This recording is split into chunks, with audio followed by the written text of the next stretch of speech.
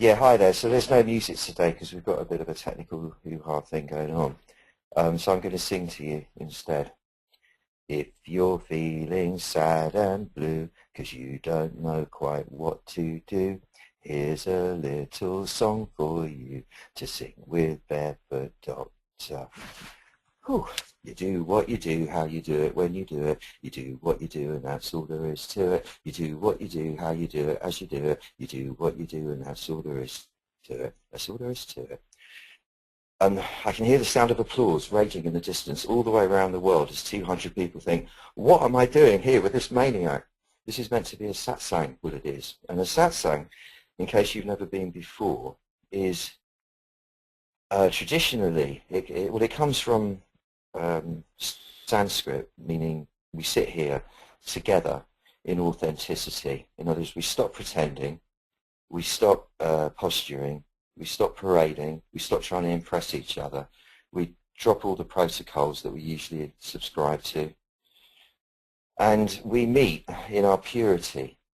Why do we do this? Because we completely forget who and what we are most of the time.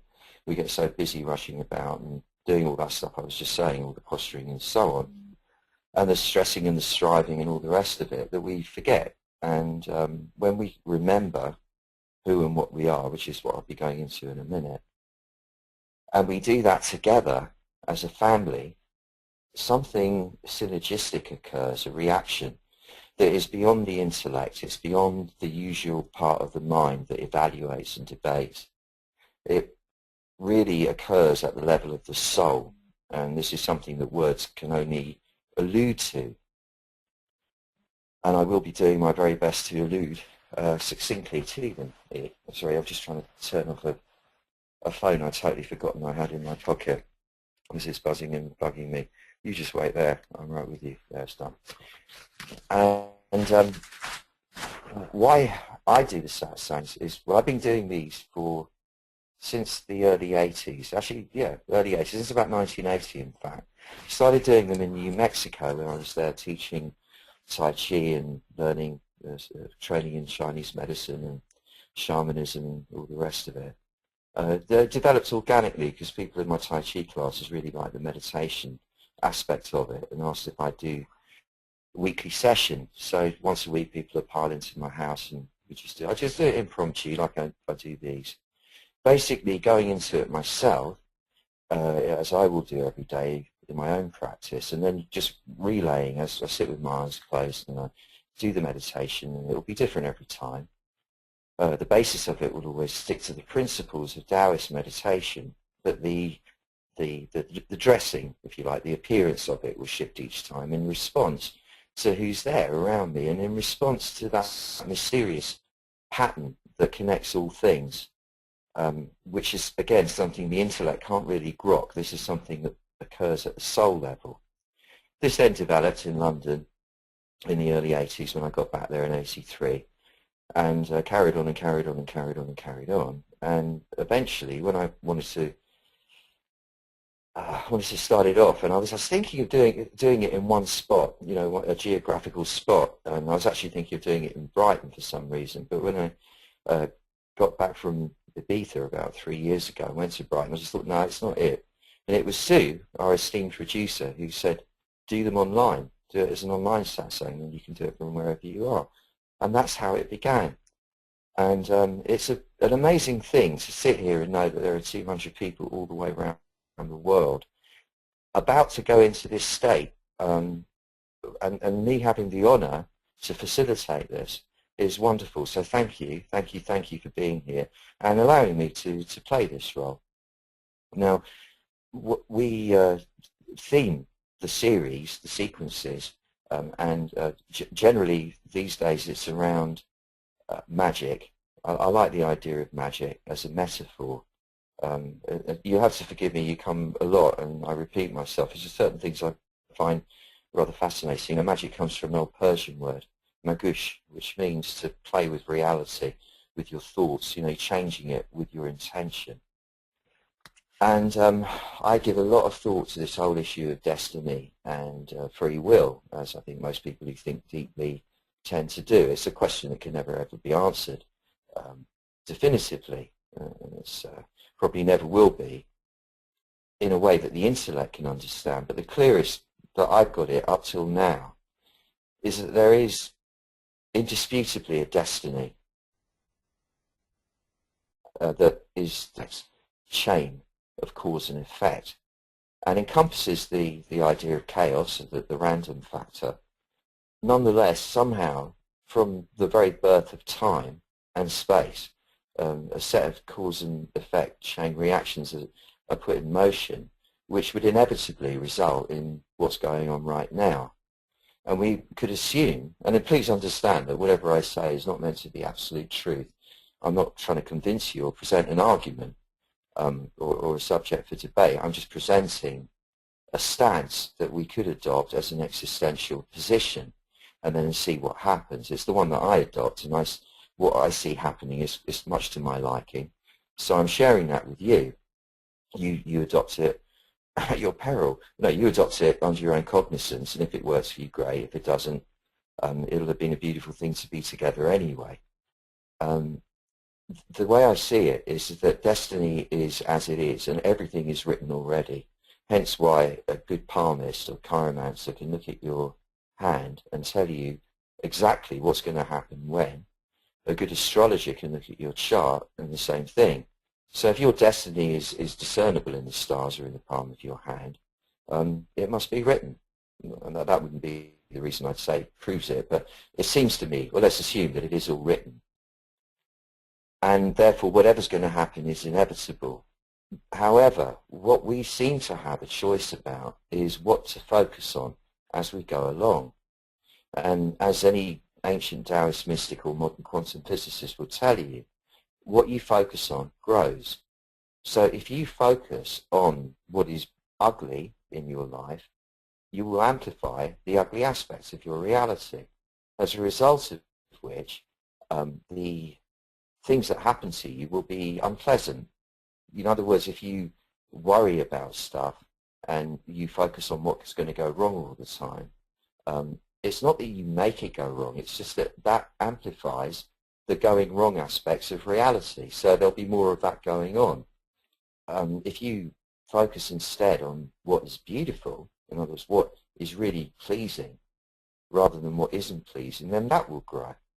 And you will amplify the beauty in your life, which will mean that life will respond to you by throwing you beautiful events and occurrences. It doesn't change destiny. What it does is it amplifies or accentuates a particular tone or lighting schema, if you like, within the moment that's going to happen anyway.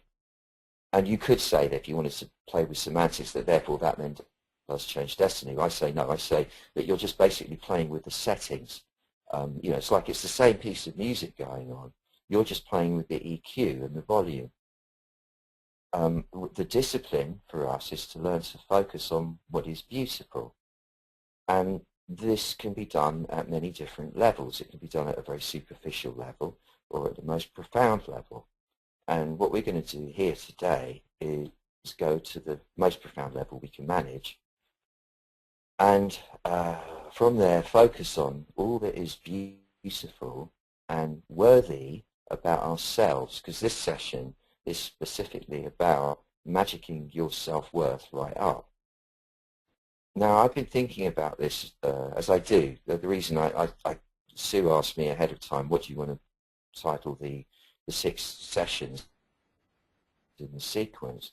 Actually, quite a way before, and I just kind of go into a little trance and come out with 6 themes that appeal to me in that moment, because they're going to challenge me a bit. I love doing this, and I like to be challenged. I like to have to ponder and focus my mind around something. And it's not that I've been sitting all day thinking about it. I've been to 2 meetings at 2 very different parts of the country, and concentrating, very pleasant and with lovely people, concentrating on the things that were being discussed, but around the edges of it all, pondering a little bit about this whole self-worth issue.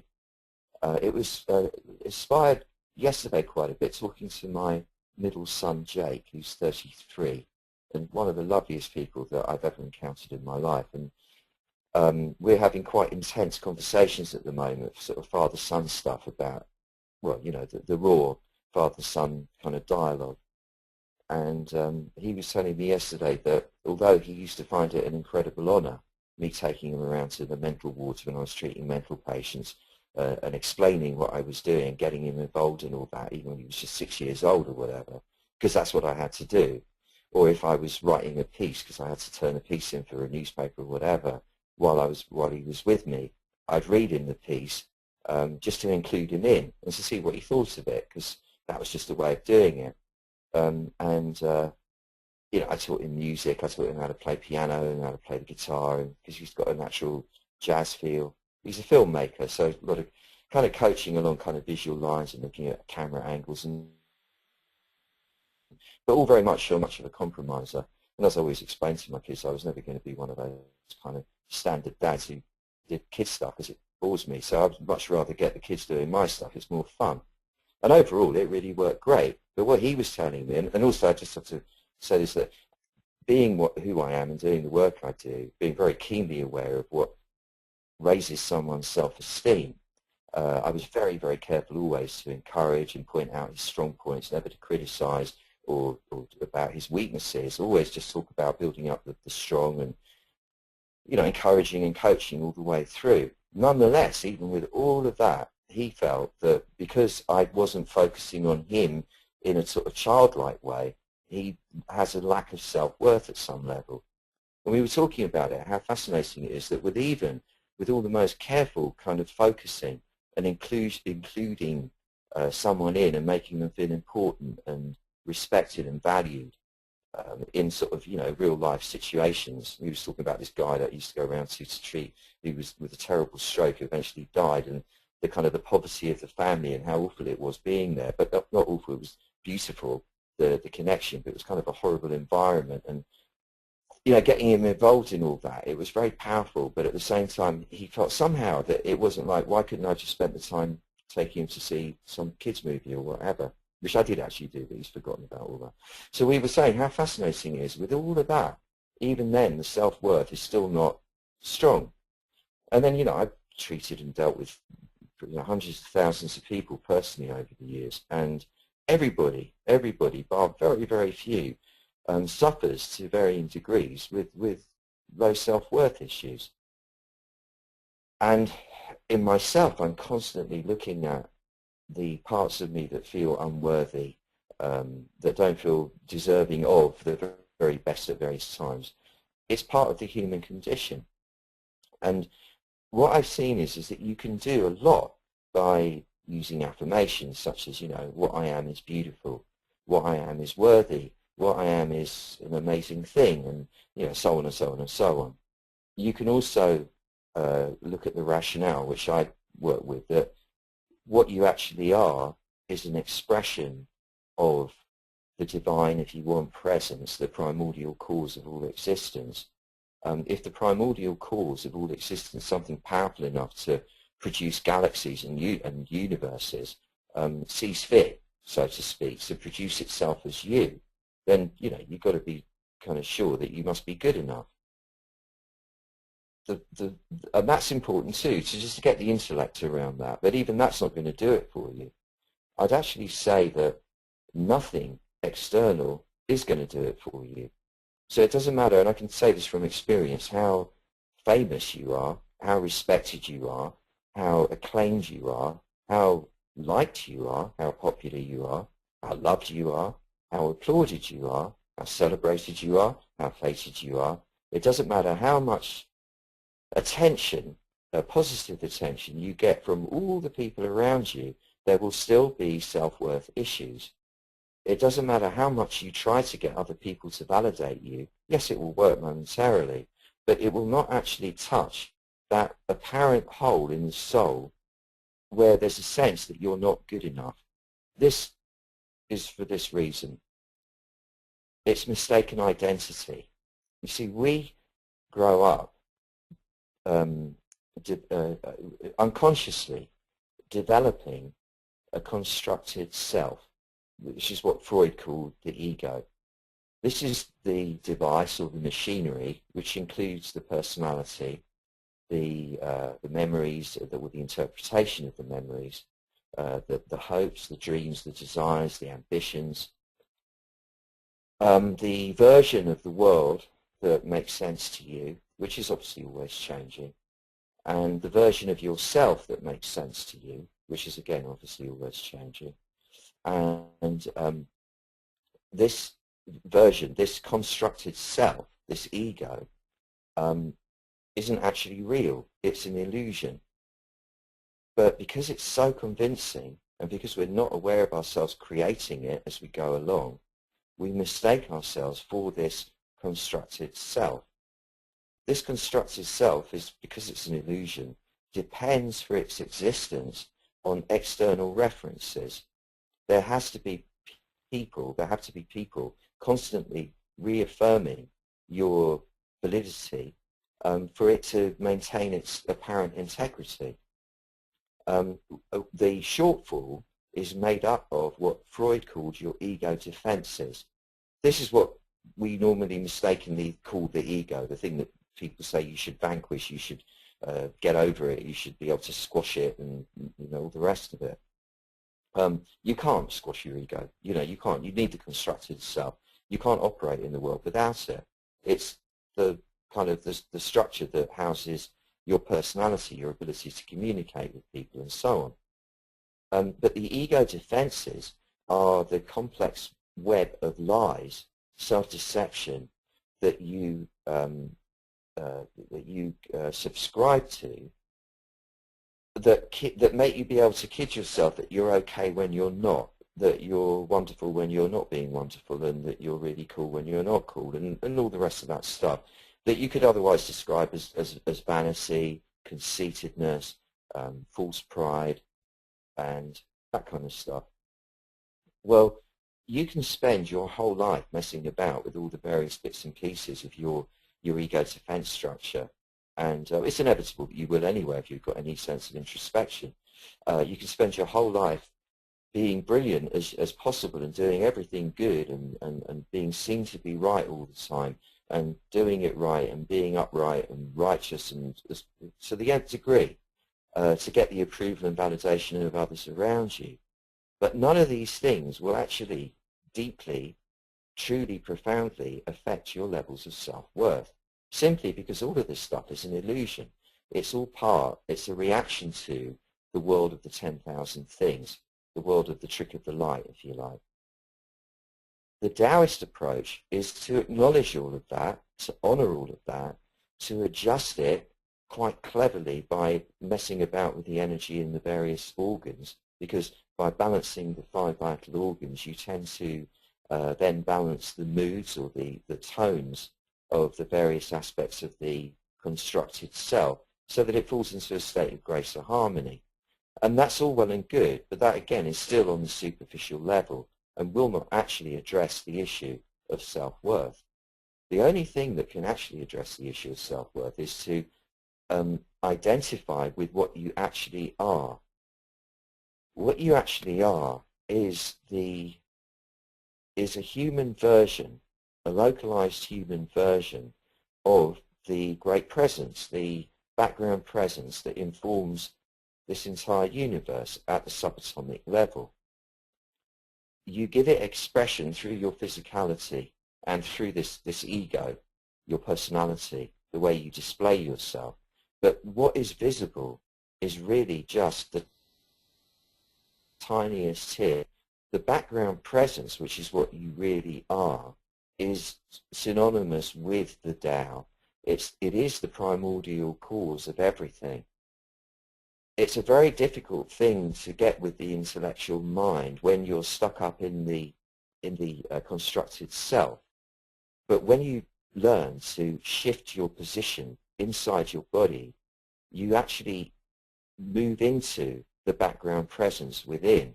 And then all the noise of the illusory self, this constructed self, where there is this obvious lack of self-esteem, stops.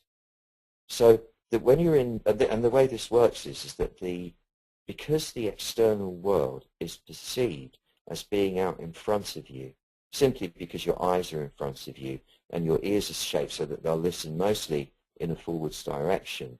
Your nose is in front of you, your mouth is in front of you. So you're aware of the world in front of you, and your reactions to what you're seeing around you, your interpretations of it, also occur in the front of you. The belly is where you feel the tension that arises from the conflict of the fear of missing out, the fear of not doing your best, the fear that you're not going to make it, and the processing of all the information that's passing through you. The groin is where you feel the frustration and tension of the fear of not maybe surviving areas. The heart is where you feel the pain and the joy of dealing with others, and the pain of dealing with others who have betrayed you inevitably over the years, and all the sort of the misunderstandings and everything that will inevitably occur in anyone's life, causes the heart area to contract a little bit. And although you get used to it and don't feel it, it's actually quite painful. This causes the throat area to close down and tense. That's what enables you to communicate. So when the throat area is tight, communication becomes stifled or distorted or pretentious or artificial, which is quite ubiquitous. It's quite a widespread phenomenon, this sort of instead of actually communicating truthfully. And the debate that occurs about what is going on, the evaluation of what you're perceiving to be the deck of the hand of cards you've been given in any one moment, and the comparisons between your hand of cards and everybody else's, or the hand you have now and the hand you had 10 years ago, or compared to what you'd like your hand of cards to be in 5 years or whatever, all goes on in the front of the brain.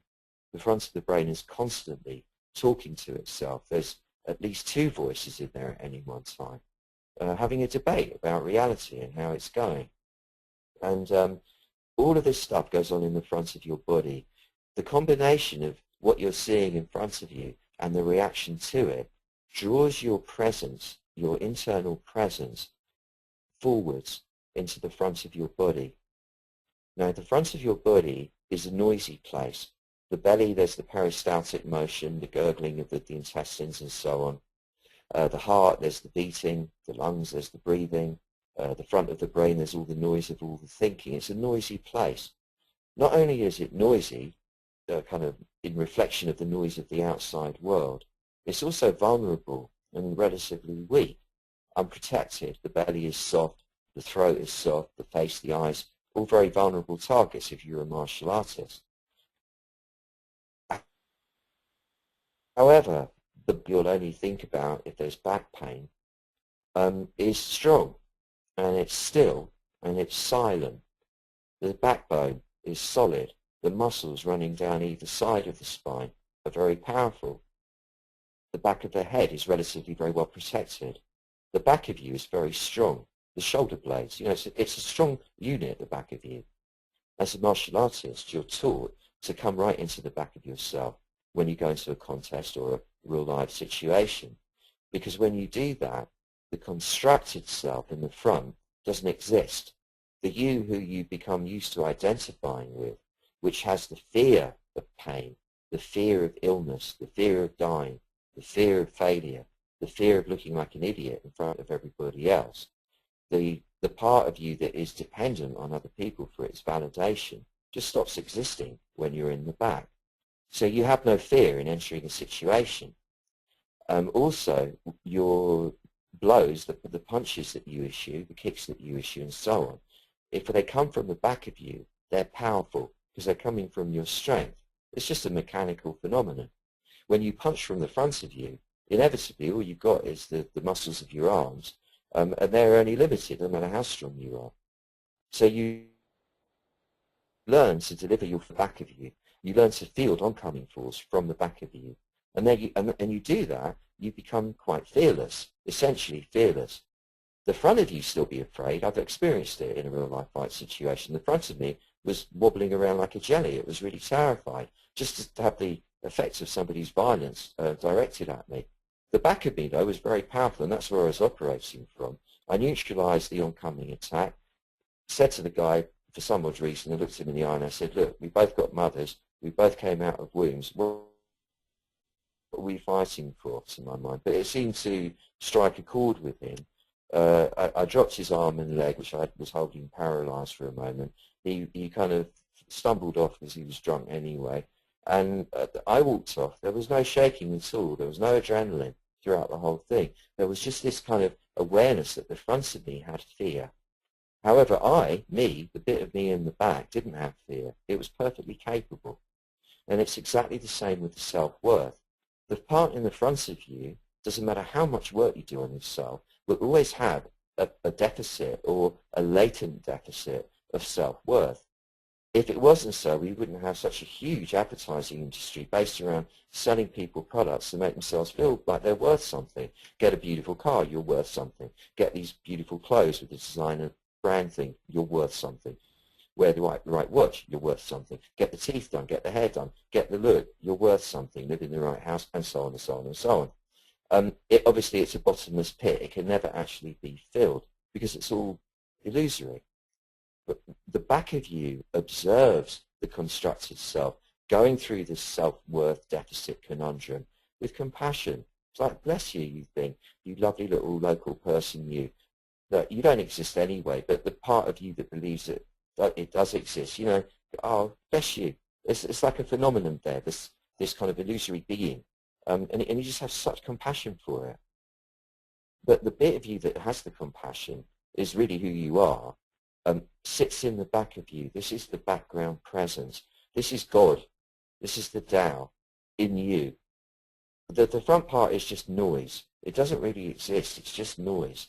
The back part is the divine. The back part is the primordial cause of existence itself, made manifest in human form.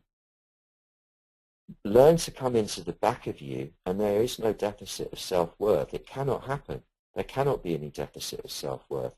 So rather than messing about trying to fix the self-worth issue in the front of you, drop all that. Stop wasting the energy. Come into the back of you, and there's no problem anymore. Everything is complete. There is no question of self-worth. You are the Tao. It just happens to be localized momentarily in this body.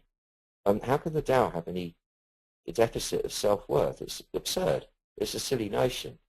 There doesn't need to be any work done on the self from this position.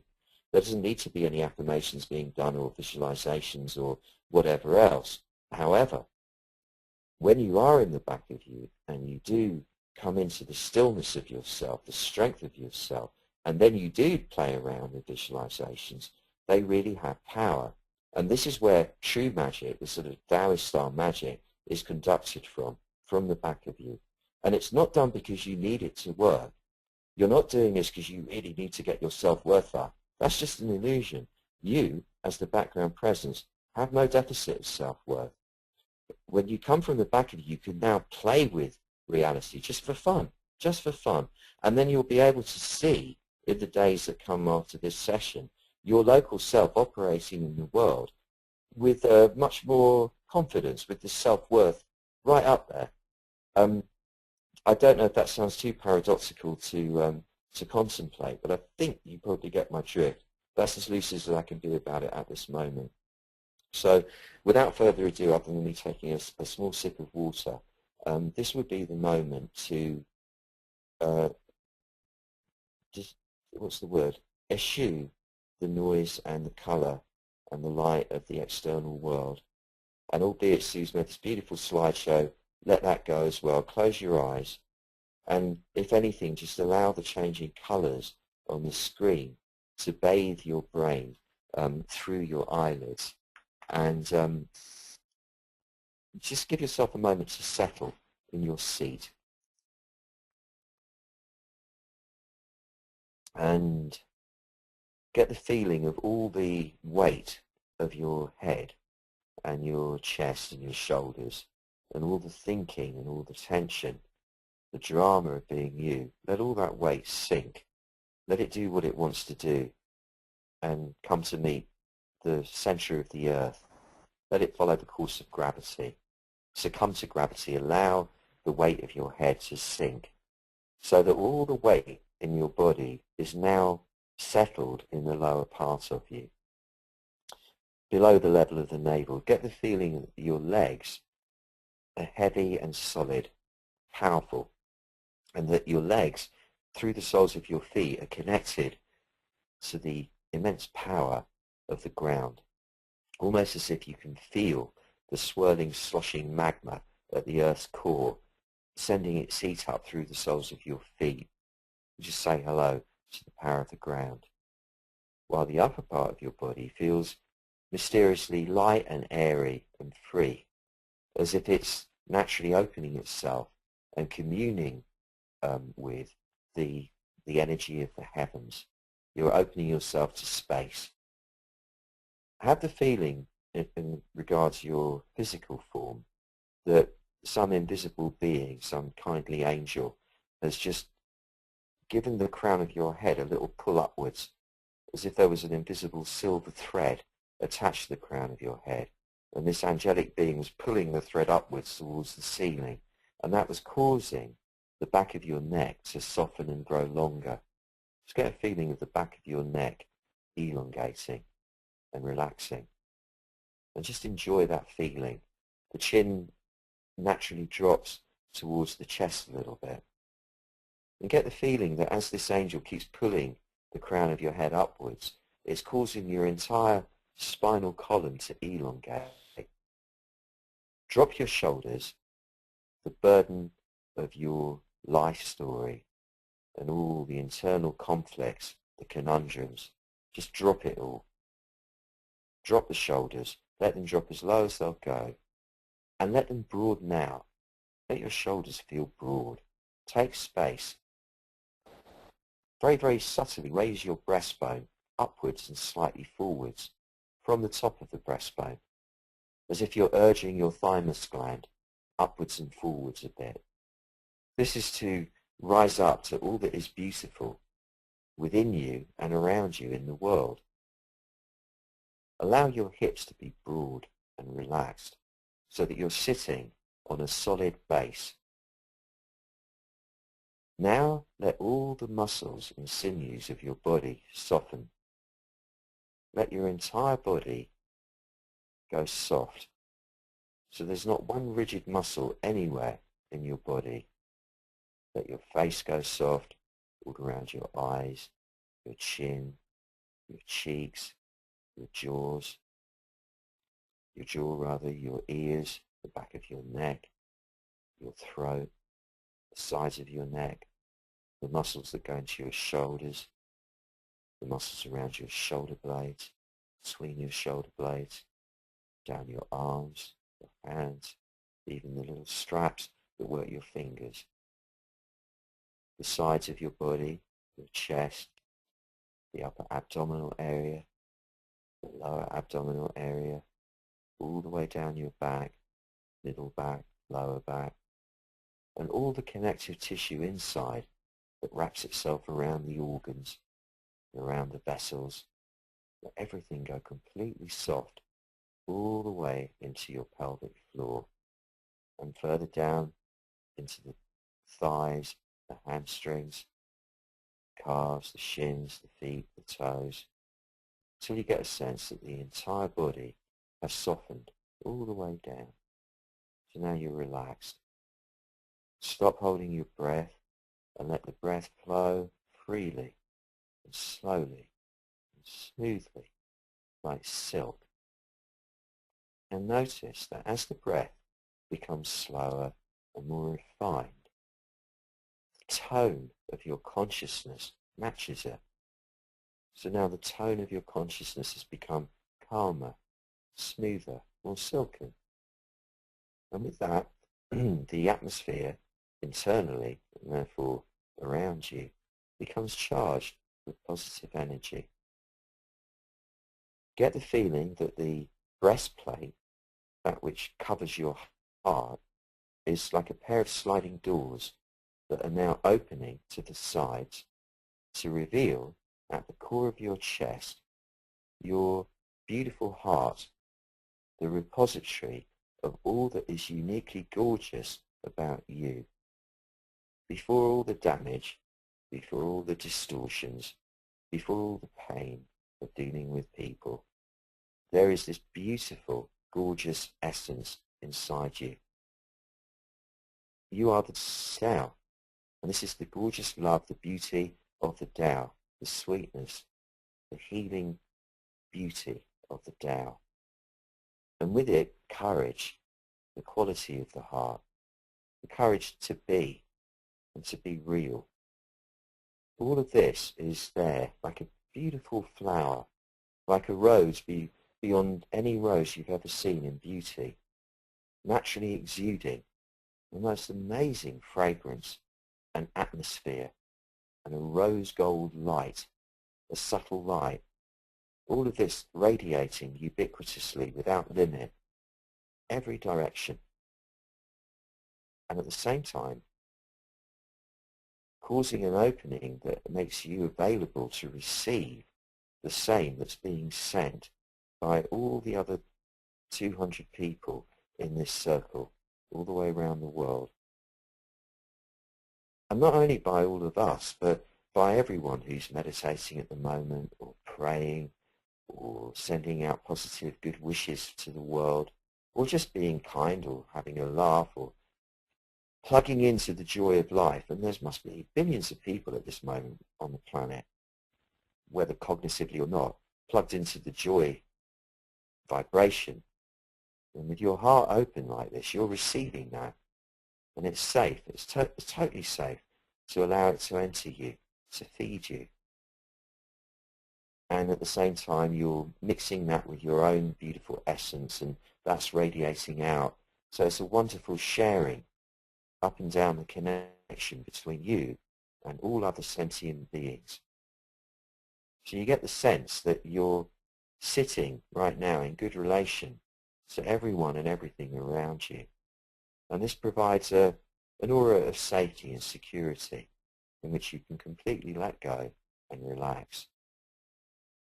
Now for the big power move. Allow yourself to slowly, gently, yet purposefully sink backwards inside your body so that you're now leaning up against your own shoulder blades, the front of your spinal column, the rear pelvic bones and sacrum, as if you're sitting back in a really comfortable chair that exists inside your body. Get a feeling of doing that for a moment. You're breathing, all your muscles are relaxed, the mainframe of your psychophysical system has been lengthened and broadened.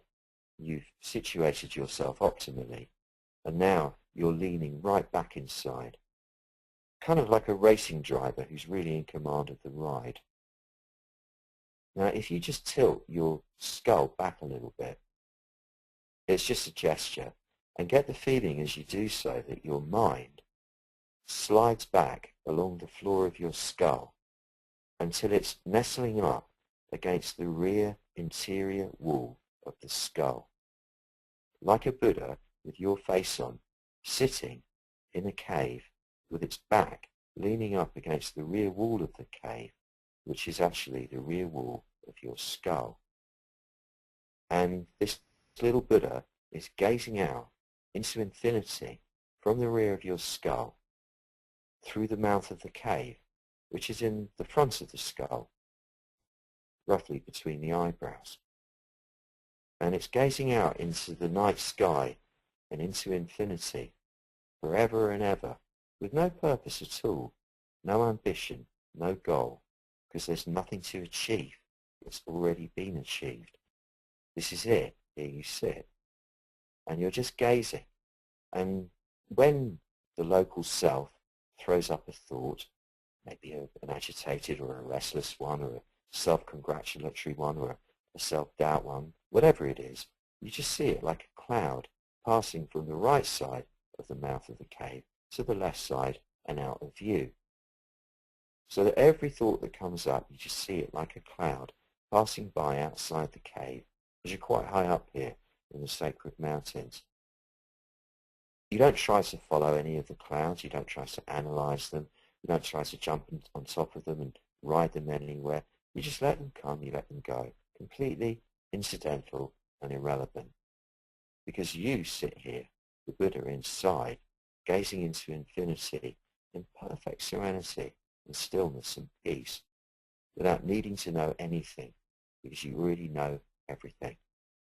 And you're leaning right back inside, beneath all of that, so you feel perfectly safe and powerful. The heart is way out there in the front of you, radiating its love, receiving the love of others, connecting you to the entirety of existence at the soul level. So you have full connection with love as the agent connecting you to all other beings. Never need when you're in this position. There is no need now for any validation from anyone on the outside, because there's nothing to validate. You already are the Tao as you sit in the back of you. There's nothing to prove. There is no lack of self-worth. There's no issue of self-worth. You just are complete. And as you sit here in the back of you, in this state of completion, connected to the entirety of existence, informing the entirety of existence from the back of you, in the company of all these beautiful souls all the way around the world, let's have a little bit of fun. I'd like you to project an image into the middle of our circle of your local self, that construct, the you who you generally assume you are, the local being. So I'm sending my local Stephen, my local barefoot, into the circle. And everybody's doing that. And what you can see is 200 people, local cells, these illusory bodies, standing in a circle. And the DJ turns the music on, and it's got a lovely beat, a nice soft deep doof, doof, doof, doof. And all the people, all the illusory cells start dancing and having a party. And they're having the most wonderful time. And beat by beat, they're losing their inhibitions, your local self losing its inhibitions. All those complexes, those teenage complexes, those unresolved hang-ups are dropping away under our gaze, under our collective gaze. And your local self is reaching a state of high celebration, being totally healed, not just by you, but by everyone in the circle. So we're like these angels, these 200 angels that are watching these local human beings dancing on this wonderful magical dance floor, celebrating their existence, progressively more and more divesting themselves of all this illusion of lack of self-worth, of not being good enough, of needing to fix something, of being wrong, of getting it wrong, of looking stupid, of not quite getting the full deal, missing out on what's really going on, and not really being part of the swim, and all of that stuff is all just falling away, completely falling away. And it's like this amazing experience of us watching these local cells being healed.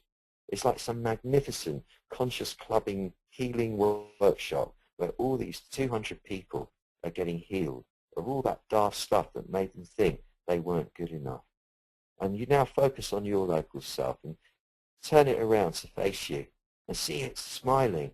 See your local self smiling at you with such a beautiful acknowledgement and recognition of the illusion of it all, of knowing that that was all such nonsense and that it is now completely healed, that there is no deficit of self-worth anywhere visible in your local self's eyes. This smile tells you all, I have been healed. I have been healed. I am now complete. There is no lack of self-worth at all. And now bring your local self off the dance floor, a bit sweaty and hot and excited, but nice and smelling sweet. Bring it back inside of you and let it sit there in the front of you. Let it sit there enjoying the ride.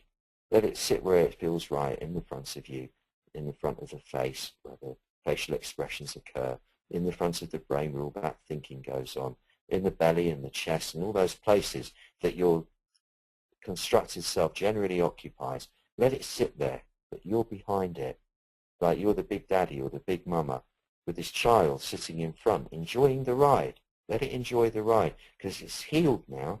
It's no longer in pain. It's no longer with all that silly self-deception and distortion that makes it think that there's something missing. There's nothing missing now. Everything is complete. Just say that to yourself 3 times. There is nothing missing. Everything is now complete. There is nothing missing. Everything is now complete. There is nothing missing. Everything is now complete. And in this state of absolute completion, in the back of your body, when you open your eyes, that is not a signal for you to forget who you or what you are. That is the signal when you open your eyes to remember even more powerfully to sit back inside and to keep doing it often throughout the days and the nights that follow this, and let it become a habit. It's probably the most powerful secret that we could ever stumble across, and it is the answer to almost, well, in fact, it is the answer to every conundrum you could possibly think of. No drama exists when you're in the back of you. Everything resolves itself. Everything is already resolved. Just tell yourself that 3 times. Everything is already resolved. Everything is already resolved. Everything is already resolved. And with that, let your eyes open. If you want, or keep them closed if you prefer. And now we're going to go into the Q&A section of our session here. Hi Stephen, hello everyone. We have a couple of questions, so I'm going to start with Afka. Self-doubt goes hand in hand with self-worth. I'd love to release self-doubt. Yeah, well, you can't. You can't release self-doubt. Self-doubt is part of the fuel of that constructed self. So you have to honour the self-doubt when it happens. You have to love it. That's the key. When you are forgotten to be in your bag and you got caught up momentarily in the drama of being Apka, and you are aware, therefore, of the yin and the yang of any manifest phenomenon, but in this instance of being Apka, you will have on the inside the self-doubt, say, and on the yang side, you'll have the self-worth. And they'll keep flipping round and round each other cyclically in all sorts of patterns and shapes. And so, and that will never stop. That's the function of the illusory self. So rather than dispel it or do anything about it, as I said in the meditation, you just sink right back, Apka, inside, and all of that issue of doubt, worth, and all the rest of it falls away. And you're able to preside over it with compassion and wisdom, and you bless it. You bless the self-doubt. So when the self-doubt arises, you think, aha, that's the doubt poking me. Bless you, doubt. I like that. That's a fun game. And you use it as a reminder to sink back inside. You don't try and jump into it and try and fix it or vanquish it. You just go back inside where the self-doubt isn't anything. It doesn't exist anymore. All right, this one is from Ian. My girlfriend is seriously ill in hospital on diamorphine and other such likes. I wish to take an alternative practitioner to her in the hospital. He said to stop the morphine, which may be difficult for the docs to agree to. I believe in both fields, leaning towards the alternative. What do you advise on these facts? Well, Ian, having had a fair bit of experience of working in hospitals in exactly those circumstances, at the beginning, when I was a young guy, full of zeal and trying to do it purely, I would have said exactly the same thing. It's really difficult to work with someone who's on morphine. But as I got more experienced at it, realised that was completely impractical, because in the domain of Western medicine, you have to honour and respect the Western medical framework. And whether you agree or don't agree with the doses of morphine being given, or the fact that they're on it at all, you have to take that as a condition and work with it. And I found that, because it's quite a thing to take responsibility for prescribing morphine to somebody, so you have to respect that. That's quite a weighty thing that the doctors have done. So you have to honour that and trust their leadership in this instance. As the alternative practitioner, you're there to supplement rather than to take over. And I found that no matter what kind of drugs somebody was on, and this applies also to recreational drugs as well, if the healing energy is strong and the intention is powerful, it will get through regardless. The energy of healing of a true alternative practitioner issues likewise from the back of you. It's powerful. It's the presence putting itself through the hands, if you like, and that is way stronger than any man-made drug. There isn't any chemical that can get in the way of that. In my actual experience, this is what I found. So I would suggest that you either get the alternative practitioner to work with morphine, or get a different alternative practitioner who's got more experience of real life crisis situations, and get them. But I'm going to send your girlfriend some healing. I hope that helps too. I'll do it after this session. Okay. All right. We really do not have many questions in. I've got another couple, both of which you may feel you've already answered. But as we have a dearth of people raising their hands or typing in the box, I'm going to ask them anyway. This is from Rebecca in Australia. What's the most practical thing I can do to improve my self-worth? Like you said, what you mean on a more superficial level? I mean, yeah, okay, so I've been doing. I think the sort of affirmations are really, really powerful. Because when you are stuck in the front of you, Rebecca, but you know, those times we do get stuck up there. We get really engrossed in the illusion of the self. Affirmations are a good way of cutting through that. And so one's like, you know, I am beautiful. I'm wonderful. I deserve to have the very best that life has to offer. You know, I'm a flower in the garden of life, and as such, I'm worthy of having all the resources a beautiful flower requires to do beauty all around. You know, what I am is wonderful. I've done amazing things. I've also, I think that another technique, Rebecca, that I've used on myself and still, you know, intend to carry on using loud, in a kindly, loving way for a few minutes when you're on your own. But in the second person, so you, as if you're the coach talking to you, but you do it out loud. So it would be like you talking to yourself, going, you really are quite amazing. You're a beautiful woman. You've done amazing things. I mean, just getting up to date is amazing. You handle all your obligations really well, even the things you don't think you've done well, you've actually done really well. You're kind, you're wonderful. And even about the things about you that you don't think are kind and wonderful, that's not really true. What you really are is kind and wonderful. You're a beautiful woman. You're amazing, in fact, Rebecca. You're fantastic. And, you know, that kind of thing. You just keep talking to yourself in a really positive way. But not bullshit. It has to be really felt. It has to be genuine.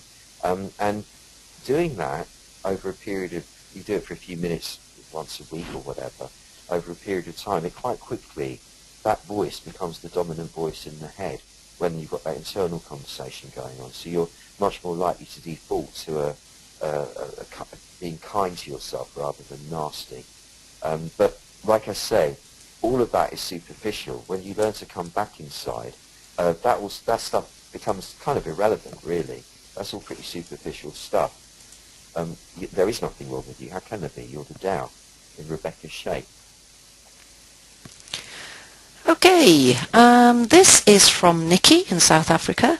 Dealing and working with people who have a tendency to be critical is an up and down battle from a self-worth perspective. How can I get off this seesaw? Nikki, it's a good question. Now, like, we get ourselves caught into situations with people, or destiny decrees that we find ourselves in a situation with someone who, and the dynamic has been set up, or we've colluded to make it that the other is critical of us and puts us down and makes us feel inadequate. Well, that is occurring on a kind of a living theatre level, because the outside always reflects what's going on the inside. So the other is playing the role of the inner critic. So if that person wasn't there putting you down, you would be putting you down internally. What they're doing is they're showing you what you're actually doing to yourself without realizing it. And the fastest way to dismantle that configuration is to, that constellation rather, is to internally thank your antagonist for playing the role of demonstrating what you're doing to yourself. You see them as the Buddha in disguise, or as the healer in disguise. They don't know they are that, you know. And you thank them with all your heart for showing you what you're doing to yourself. You then sink back inside so that you reclaim what you really are. You open your heart, you have compassion for them for having to play that role and for evidently being in a state of suffering themselves, or they wouldn't have to act out destructively towards you. And you tell your soul, this innermost you, that if this situation is no longer appropriate for your healthy growth or theirs, that it remove you from it without any delay whatsoever.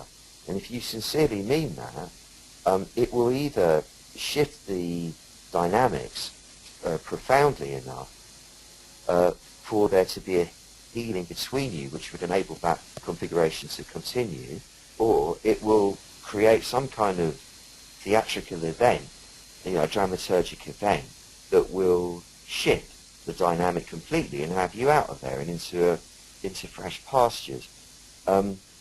I also think that happens when destiny decrees that the two orbits separate, and us agreeing to that might well just be having a premonition that the time has come for the orbits to bifurcate. Nobody knows, but it does seem that when you get to that point of clarity of saying, okay, I get it, thank you, you're showing me how I'm putting myself down, thank you for doing that, that will enable me to observe that in myself from the background presence within me and thereby heal it. And if I'm not enjoying or feeling that this setup serves me or you anymore, then I ordain that it be cleared and that we be freed of each other. If you do that and you say that, generally, in my experience, within about 3 days, something happens and bang, the whole thing shifts. That's magic in itself. I hope that answered the question and didn't take it off somewhere it wasn't meant to go. David has his hand raised, so I'm hoping that was because he wants to ask a question rather than by mistake. So let's open up the line and see if it was indeed a question. Hi, David. Hello, can you hear me? Yeah, hi, David. Nice Hi. to hear from you. Hello. Hi, yeah, I have a question which I don't know if it's a stupid one or not, but I mean, I totally understand what you mean by connecting with the back of me, and that's something I do, and I can feel during these sessions, and I can feel the effect of it afterwards. But the problem I have is during the week when I'm out and about and organising things and interacting with other people, I'm always in the front of me, and it's very difficult to, when I'm kind of in the midst of action and what have you, to actually remember even just to get into the back of me, or even to know how to on a sort of a practical way. And I was wondering if you had any advice on what to do, because of course I can't sit down and close my eyes and focus on breathing and these things. David, that's not a stupid question. To the contrary, it's a brilliant question, because it brings up the whole issue of how do you put this stuff into real life practice, because it is built for real life practice. That when we sit with the eyes closed, that's sort of training ourselves. That's sort of the indulging in a training session, if you like. The art, obviously, as you're inferring, is to be able to take it out to play with you with whatever you're doing. The tendency is obviously when working with other people to get drawn forwards, because it's compelling and you've got to concentrate and so on. And we're not used to sitting back when that's occurring. But just to reassure you that if it works in a fight, a physical fight, in a martial arts sense, it definitely works in sort of straightforward daily transactions with people. In other words, if it makes you more effective in such an extreme condition as a fight, it definitely works with much less extreme conditions as just general transacting with. But it's safe to come back. That's important to know. When the heart is open at the same time, that stops you being cold and weird and sort of disassociated from the other. It stops you feeling like you're too far back to be able to even connect with the other person. So that there's nothing to worry about with that. And there are little techniques you can do like, it's really a discipline. I mean, everyone has their own way of doing it. I mean, look, I forget constantly, and I'm reminding myself constantly. So all day long, I'm oscillating between front and back, front and back, front and back. And I just set up little devices so that if I'm talking to somebody, I kind of tell myself, like, hey, you're talking to somebody. Remember, when I talk to somebody, I sink back. It's like that basic kind of connecting it up in the mind. When I'm talking to somebody, I sit back. And then you'll remember for a moment, then you'll forget again, and then you remind yourself, and so it's like using the daily sort of transactions as an opportunity to try it out, just for fun. Maybe you could say, like, okay, Monday coming up, I'm going to just have a bit of fun today. I'm going to try it just once and see what happens. I must remember I'm going to try it just once, and maybe ahead of time pick which appointment you're going to try it in. It may be the most tricky one. That could be the most fun, and see what happens. I'm going to try it for just half a second and see what occurs. See how it feels. So sort of, trick yourself into it, like you would a kid, like you're training a child or something to start using something. Just do it for fun and see what happens. And if you like the feeling, I think you'll be then more encouraged to keep doing it. Because, I can assure you, when I'm dealing with people, I do it a lot better when I'm in the back of me. When I'm in the front, I lose my power a bit, and I start getting a bit overexcited and can't communicate as clearly as I'd like. You have a lot more gravitas when you come from the back of you. And when it's you about ask reconnecting. Sorry, when you say what you're going to say it from the back of you, just as an example.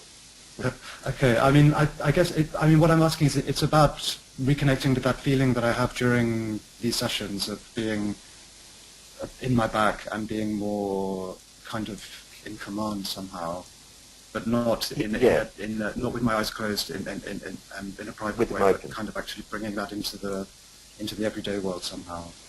And remembering what that feels like.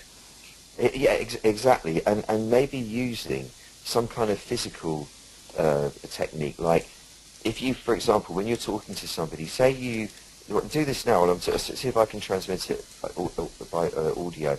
If you make a fist in your right hand, for example, which wouldn't look weird if you're talking to somebody, get your hand down, and you just happen to be holding a fist, and you kind of just put a bit of strength into the right arm, and kind of just try, like, push the fist away from you as if you're pushing against resistance, and you can't actually move it away from the body because it's like as if it's strapped to you, but you're trying to. And just in that moment, as you push the fist away from you, you sink back inside to counterbalance it. Does that make any sense? It's right, like so I'm pushing myself backwards.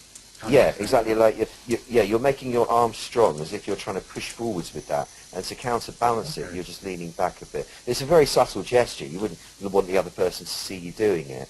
It's almost like you're just sort of stretching your arms forward for a moment, and like water skiing. You hold onto the rope and then you lean back. It's a bit like that. You'd be making just a little gesture of pushing forwards with the arms, just for a second, and then you lean back against that, just for a second, just to remind you. Okay, like a mental trigger kind of thing. Yes, exactly. To make it physical, just to make it physical.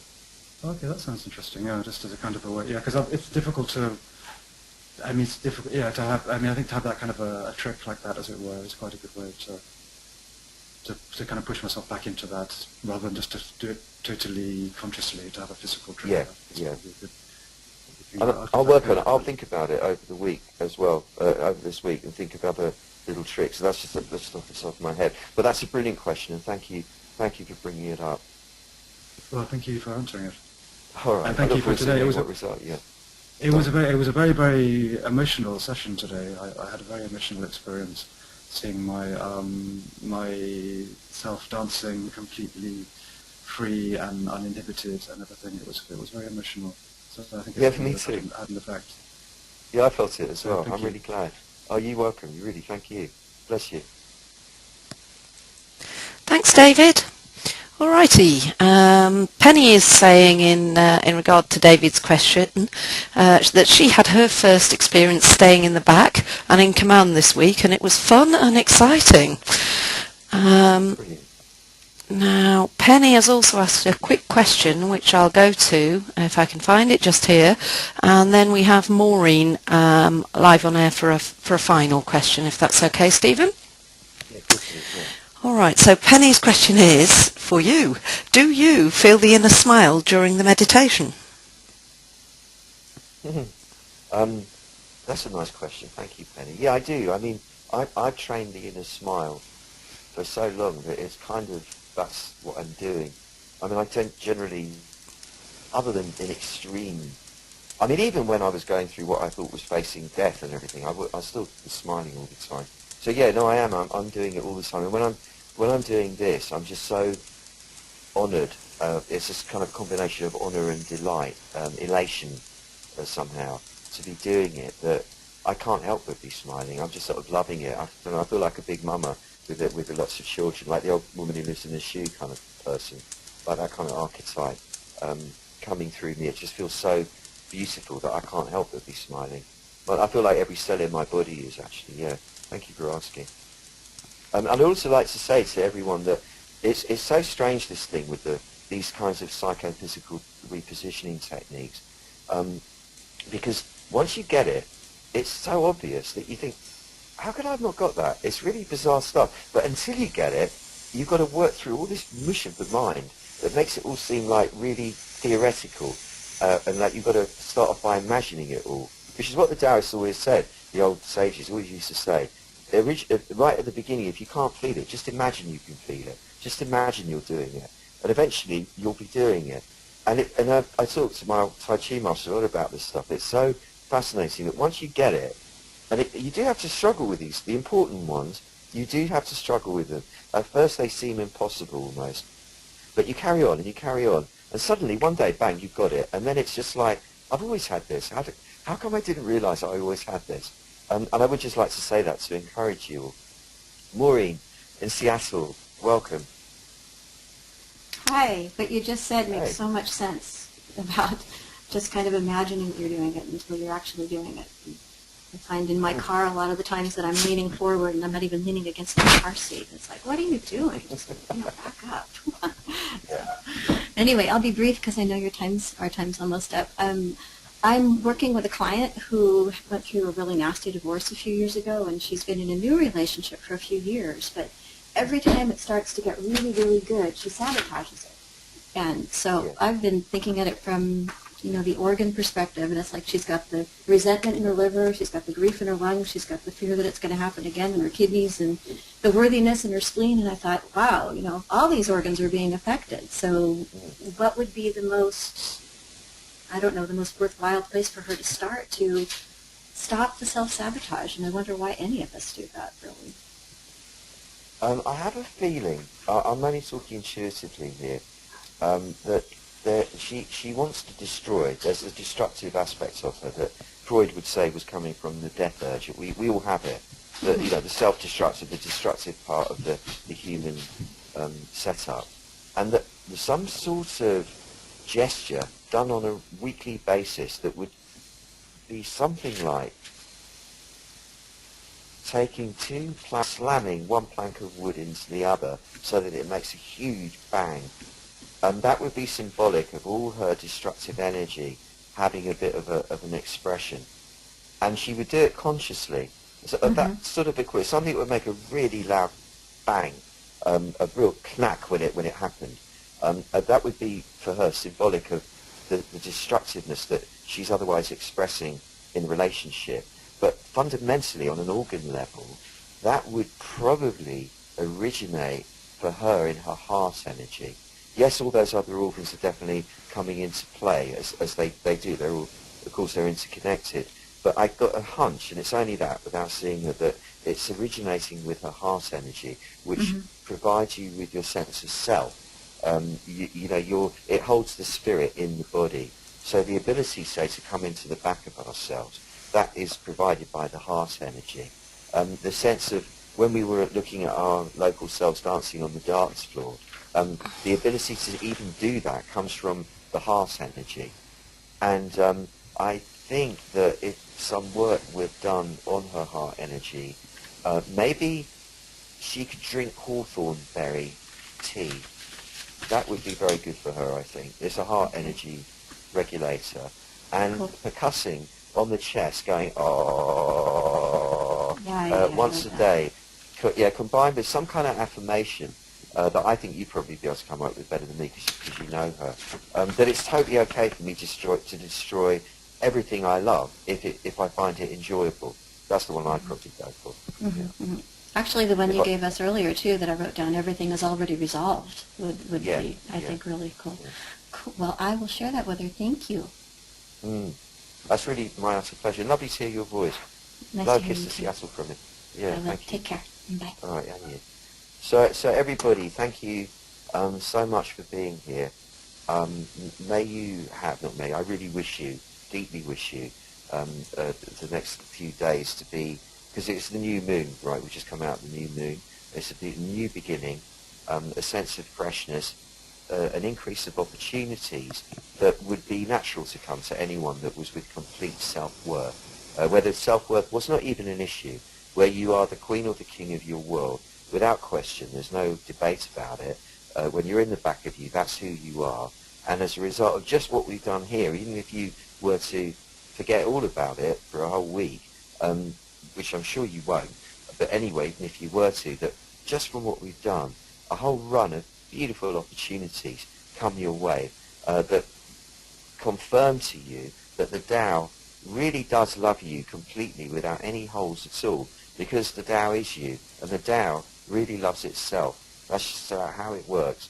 That's what I wish for you, knowing that and trusting that, relaxing into that, and when you worry about anything at all, it's going on in the front of you and you don't take any notice of it. It's just a bit of worrying. You bless it and it dissipates. That's my wish for you. May it be an amazing week. Thank you for being here. All my love to you. Take care.